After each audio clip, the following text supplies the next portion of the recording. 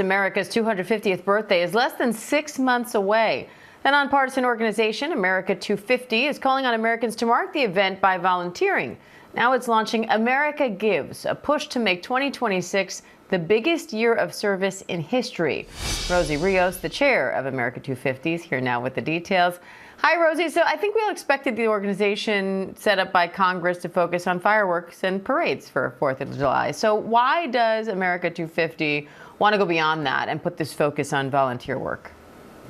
Hi, Diane, and thank you for having me. Look, what better way to mark this historic milestone than by making a meaningful impact? America Gives is our national service initiative that's going to make 2026 the largest year of volunteer hours ever recorded by our country. It's never happened before.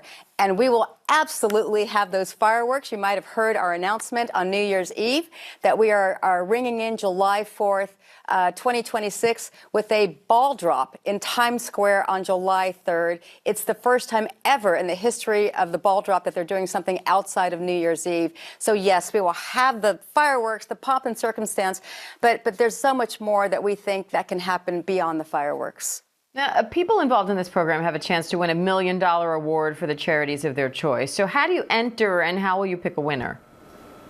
We are having a sweepstakes where we are giving away $1 million to 250 people who register on our website at america250.org and start registering their hours through our portal. And each of those 250 people will be able to give $4,000 to the registered nonprofits who are partnering with us on America Gives. And for the first time, the ball in Times Square will drop for a second time this year on July 3rd. You spent the new year here in New York at the ball drop. What was that like, and will you be back to see it again in the summer? Oh, absolutely. Look, we get 3 bites at the New York apple with this one, right? So I was there on December 31st, January 1. I literally 7 hours later was in Pasadena for our float in the Rose Parade. Absolutely. And Sea to Shining Sea is how I lived it. I'll be back, of course, on July 3rd for Times Square. But remember, we're coming back on December 31st in Times Square to announce the number of record hours that were recorded for our country. And you worked in the Obama administration and you helped the Biden administration during the transition. What do you say to people who worry these celebrations will become too political?